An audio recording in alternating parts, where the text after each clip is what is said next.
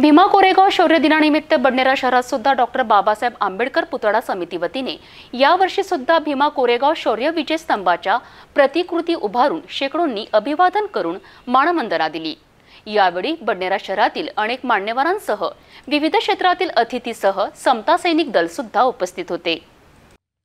बडनेरा येथे समता चौकात डॉक्टर बाबासाहेब आंबेडकर पूर्णाकृती पुतळा समितीच्या वतीने 206व्या भीमा कोरेगाव शौर्य दिनानिमित्त इतिहासामध्ये प्रथमच बडनेरा शहरात भीमा कोरेगाव विजयस्तंभ प्रतिकृती उभारून शहीदांना मानवंदना कार्यक्रमाचे आयोजन करण्यात आले होते। या कार्यक्रमाला शहरातील परिसरातील नागरिक मोठ्या संख्येने उपस्थित होते। बडनेरा शहरातील समता चौकात डॉक्टर बाबासाहेब आंबेडकर पूर्णाकृती समितीच्या वतीने 206व्या भीमा कोरेगाव शौर्य दिनानिमित्त भव्य भीमा कोरेगाव शौर्य विजयस्तंभाची हुबेहूब प्रतिकृती उभारून शूरवीरांना मानवंदना कार्यक्रमाचे आयोजन करण्यात आले होते। या कार्यक्रमाला अध्यक्ष म्हणून आधार सामाजिक संघटनेचे अध्यक्ष राहुल शृंगारे, उद्घाटक सामाजिक कार्यकर्ते पटेल, प्रमुख अतिथी म्हणून वरिष्ठ परिसर निरीक्षक नितीन मगर, कपिल मंडळ अध्यक्ष विलास साखरे, समीक्षक तथा प्रवक्ते धर्मेंद्र सरदार, मधुकर साखरे, कैलाश बेलेकर तसेच समितीचे अध्यक्ष मनोज गजभिये व्यासपीठावर उपस्थित होते। कार्यक्रमाच्या सुरुवातीला विजयस्तंभाला मानवंदना देत बुद्धवंदना घेण्यात आली।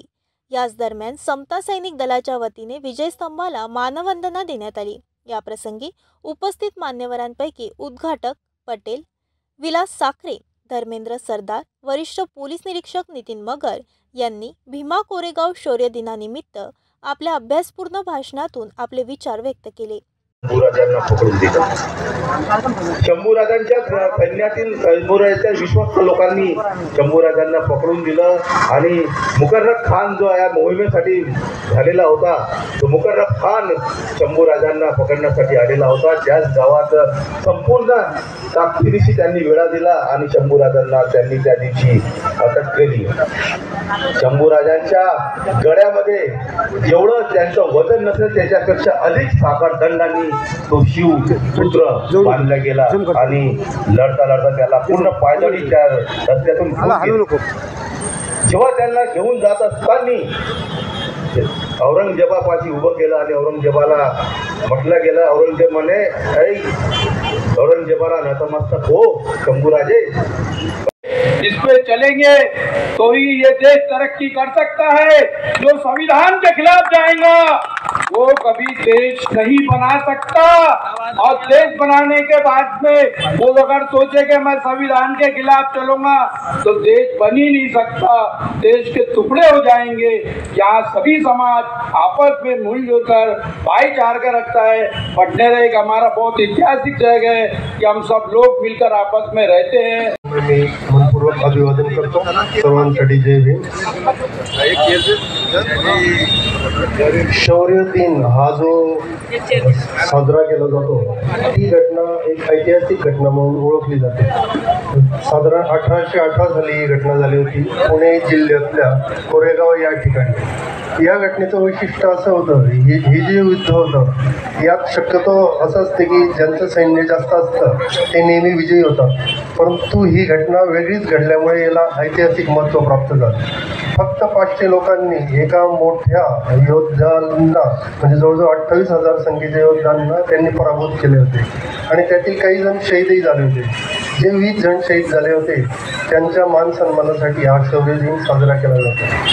1818 नंतर 1927 साली डॉक्टर बाबासाहेब आंबेडकरांनी या शहीद स्तंभास भेट दिली होती। त्या दिवसापासून मान सन्मान करण्यासाठी हा दिवस पाळला जातो। ही घटना खरं तर आपल्या तरुणाला किंवा नवीन पिढीला प्रेरणादायक यासाठी आहे की आपल्याला कधीही कमजोर न समजता आपण कमी आहोत की आपण एकटे आहोत, परंतु आपण काहीही करू शकतो ही घटना आपल्याला दाखवून देते। यासाठी हा शौर्य दिन पाळला जातो। सर्वांना मी शौर्य दिनाच्या शुभेच्छा देतो। तसेच डॉक्टर बाबासाहेब आंबेडकर पुतळा समितीलाही धन्यवाद देतो, त्यांनी हा अतिशय छान कार्यक्रम आयोजित केला। आयोजक तसेच त्याची स्टेजवरील यांना देखील अभिवादन करून सर्वांना शुभेच्छा देऊन ये 2 शब्द संपवितो। कि संभाजी राजे हमारे समाज के हैं, इसलिए इनको हमें सौंप दिया जाए। हमें सौंप दिया जाए और उनको सौंप दिया गया। उनको सौंप देने के बाद में इसके पहले का इतिहास पढ़ लेना। हर इसी जो मैं बोलता हूँ जाने के पहले एक बार इतिहास पढ़ लेना, पूरी तरह से मैं दोहराऊंगा नहीं इसको। क्योंकि शिवाजी महाराज के हत्या में जो शामिल 12 ब्राह्मण थे, पेशवा थे, उन लोगों को संभाजी महाराज ने हत्ती के पैर के तरह कुचलवा दिया था। ये पेशवा जानते थे और ये पेशवा जानते थे अगर संभाजी महाराज उससे भी ज्यादा ताकतवान, उससे भी शूरवीर, उससे भी बलवान, उससे भी तेज दिमाग वाले आदमी है, अगर इनके हाथ में पूरी तरह से सत्ता समाहित हो गई तो आने वाला समय पेशवाओं के लिए बहुत भारी जाएगा। ये वो जानते थे, इसलिए ये जो उनको सौंप दिया गया, संभाजी महाराज उनको सौंप दिया गया, उन्होंने उनके साथ धोखा किया और धोखा करके संभाजी महाराज के टुकड़े टुकड़े करके वो नदी में बहा दिए। और टुकड़े बहाने के बाद फरमान किसने निकाला? फरमान पेशवाओं ने निकाला कि संभाजी के टुकड़े अगर कोई उठाएगा तो उनको जान से मार दिया जाएगा। और ये फरमान जो है ये सब लोगों को दवंडी पिटवणे जेव्हा होतं ऐसा बताया गया। तर अश्विनी खांडेकर या विद्यार्थिनीने आपल्या आक्रमक भाषण शैलीत आपले विचार व्यक्त केले। या ठिकाणी उपस्थित असलेले आपण सर्वजण, या सर्वांना मी आज डॉक्टर बाबासाहेब आंबेडकरांबद्दल काही सांगू इच्छिते की बहुतेक प्रतिपालक शिवाजी महाराज यांनी स्वराज्याच्या रक्षणासाठी हाती तलवार घेतली। ही काळाची गरज होती आणि या देशातील विषमता दूर करण्यासाठी डॉक्टर बाबासाहेब आंबेडकरांनी हाती लेखणी घेतली। ही सुद्धा काळाचीच गरज होती, म्हणून हे दोघेही आम्हाला वंदनीय आहे। खंडोबाला पूजणाऱ्या बाया मुरळी झाल्या, देवाला पूजणाऱ्या बाया देव दासी झाल्या, परंतु बाबासाहेबांना वंदन करणाऱ्या स्त्रिया, भगवान बुद्धांना वंदन करणाऱ्या स्त्रिया डॉक्टर झाल्या, इंजिनियर झाल्या, वकील झाल्या, कलेक्टर झाल्या, खासदार झाल्या। बाबा जर नसते तर आम्हाला बुद्ध कोणी दिला असता, बाबा जर नसते तर आम्हाला धम्म कळाला नसता, बाबा जर नसते तर बुद्ध आणि त्याचा धम्म हा ग्रंथ कुणी आमच्यासाठी लिहिला असता, बाबासाहेब जर नसते त्या स्वतंत्र भारताची राज्यघटना कुणी लिहिली असती, कुणी आम्हाला स्वातंत्र्य, समता, बंधुता हे तत्व बहाल केले असते।